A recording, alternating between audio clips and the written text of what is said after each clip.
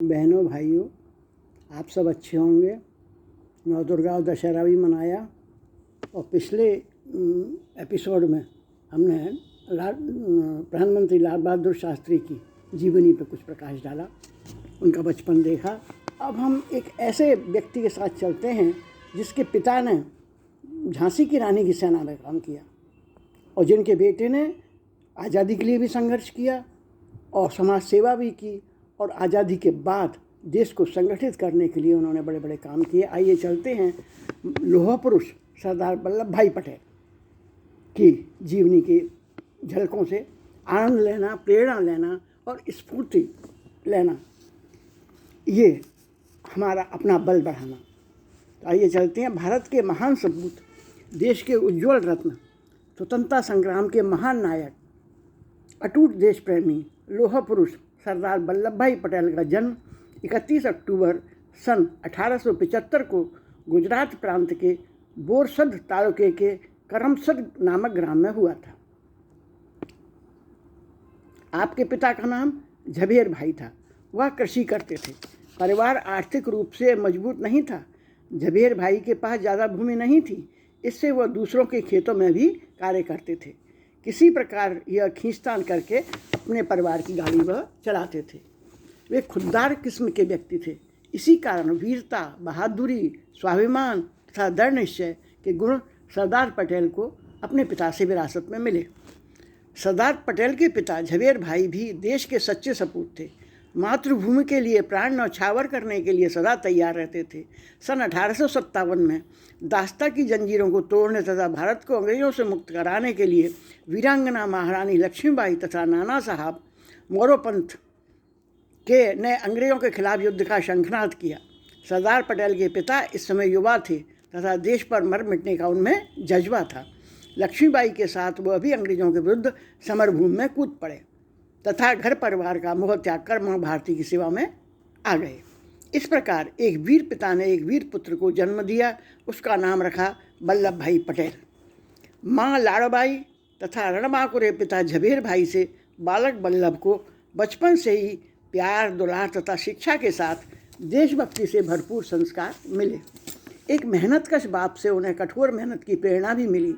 बालक वल्लभ अपने पिता के साथ खेत पर जाता, कृषि कार्य में उनका हाथ बटाता और पिता से प्रारंभिक शिक्षा की बुनियादी बातें भी ग्रहण करता।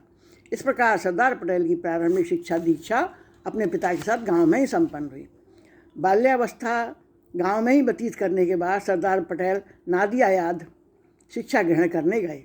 जब वे नादियाद में पढ़ने आए तो उन्हें यह देखकर बड़ा ही दुख पहुंचा कि स्कूल के एक अध्यापक निरीह छात्रों को अपनी ही दुकान से पुस्तक लेने को वाध्य करते थे। अध्यापक की दुकान से पुस्तक न खरीदने वाले छात्र को अध्यापक महोदय उत्पीड़ित करते थे। इस दूषित व्यवस्था ने पटेल को उद्वेलित और आंदोलित कर दिया। उन्होंने उस लालची अध्यापक के खिलाफ आवाज़ बुलंद की। लड़कों ने शैक्षिक कार्य बाधित कर दिया। स्कूल बंद हो गया। अंतगोत्वा अध्यापक महोदय ने हार मान ली। उनकी मनमानी समाप्त हुई। विद्यालय का वातावरण स्वच्छ हो गया।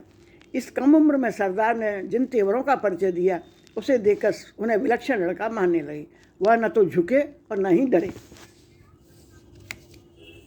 पढ़ाई करते समय 18 वर्ष की अल्पायु में पटेल का विवाह पड़ोस के ग्राम गाना में हो गया था।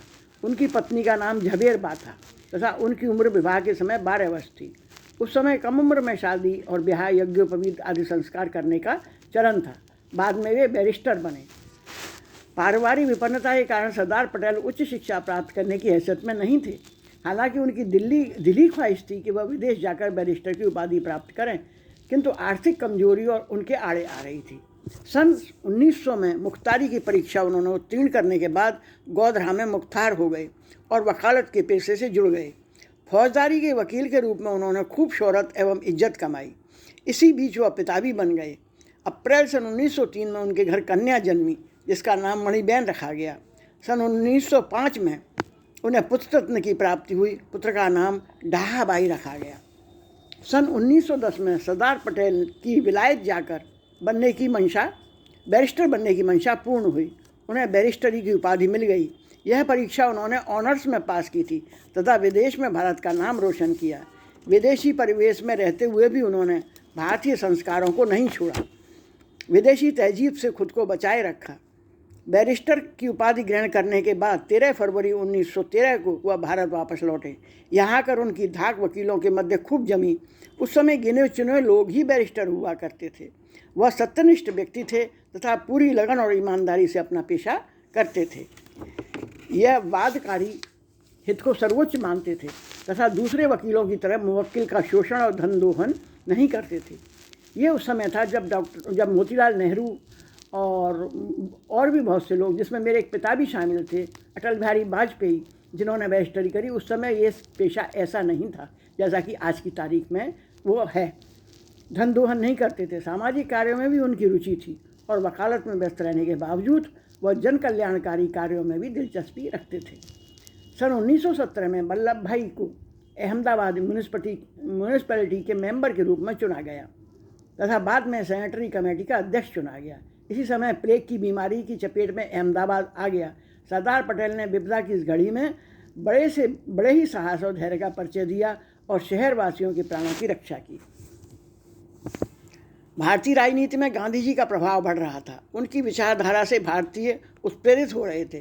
पहले तो सरदार पटेल ने गांधी जी से पहली मुलाकात की। सन 1917 में अंग्रेजों को उत्पीड़न के खिलाफ गांधी जी का एक बयान समाचार पत्रों में प्रकाशित हुआ। इस बयान ने सरदार पटेल को काफ़ी प्रभावित किया। गांधी के प्रति उनको बहुत प्रेम उमड़ा आया। सन 1917 में गोधरा में एक सम्मेलन हुआ। इस सम्मेलन की अध्यक्षता करने के लिए महात्मा गांधी को आमंत्रित किया गया। सम्मेलन में एक कार्य समिति का भी गठन हुआ जिसका मंत्री सरदार वल्लभ भाई पटेल को बनाया गया। यह नियुक्ति स्वयं गांधी जी की थी। वह समिति के अध्यक्ष बने।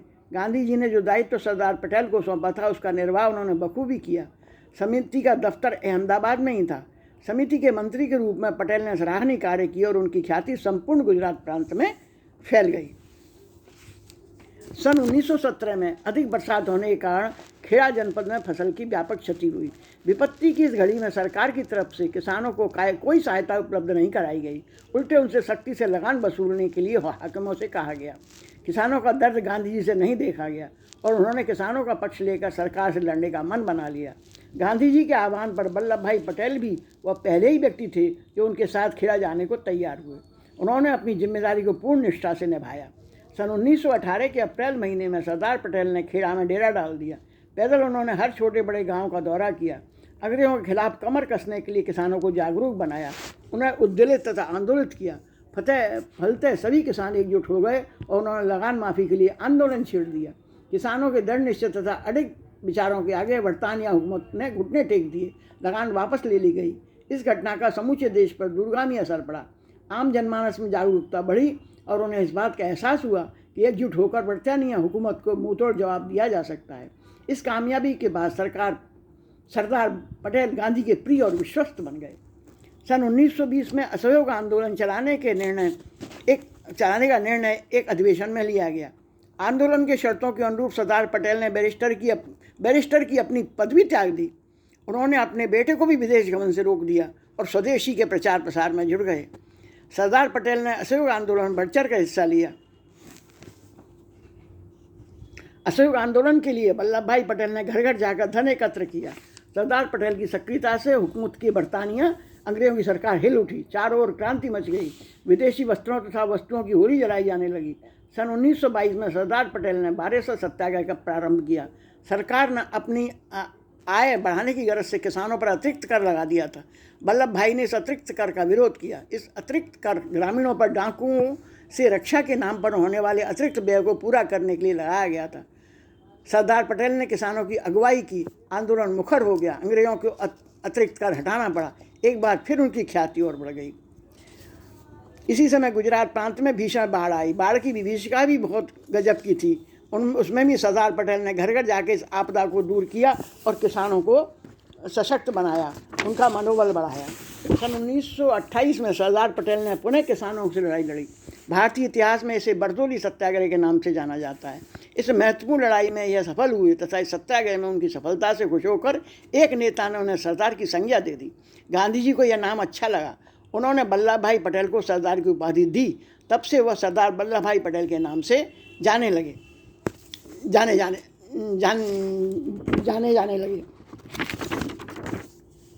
धीरे धीरे स्वाधीनता का आंदोलन परवान चढ़ रहा था। अंग्रेजों का दमन चक्र भी तेज हो रहा था। अडिग सत्याग्रही हुकूमत बरतानिया की बर्बरता के आगे झुक नहीं रहे थे।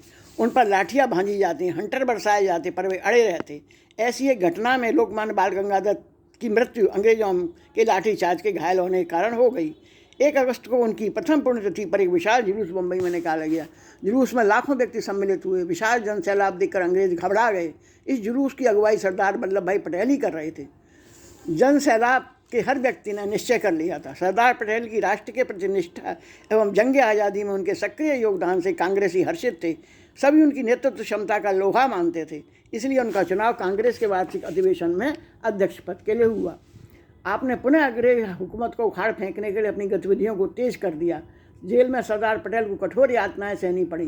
गिरफ्तार कर लिया गया उनको। उनके स्वास्थ्य में जबरदस्त गिरावट आ गई। फलतः चिकित्सकों की सलाह पर सरदार पटेल को पूर्व में ही जेल से रिहा कर दिया गया।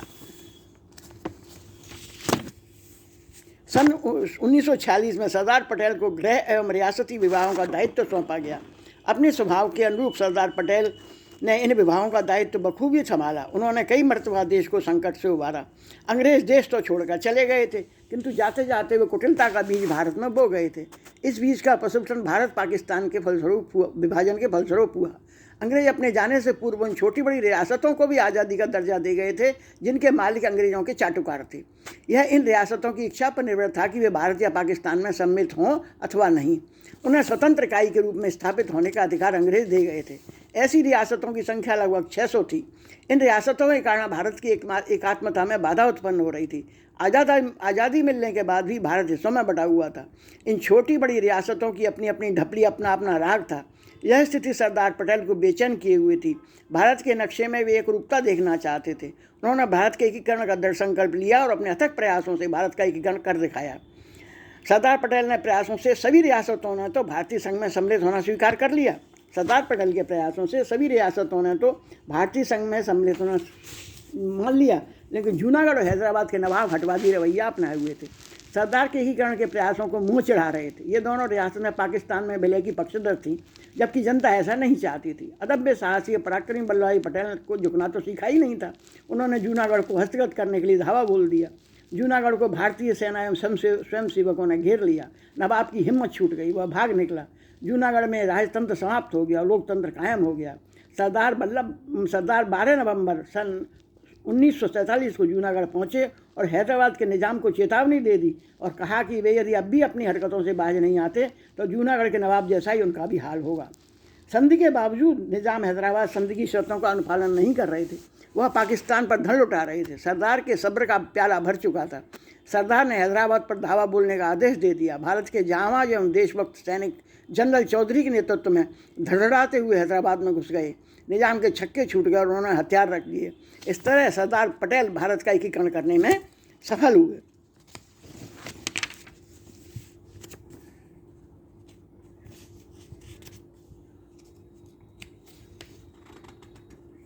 सरदार पटेल देश की एकता तथा संपूर्णता के लिए सदैव जग रहे तथा देश के सम्मान की रक्षा की। अखंड भारत के निर्माता देश के सच्चे सपूत का देहावसान 15 दिसंबर 1950 को हुआ। इनके निधन के समाचार से समूचा भारत शोकाकुल हो उठा।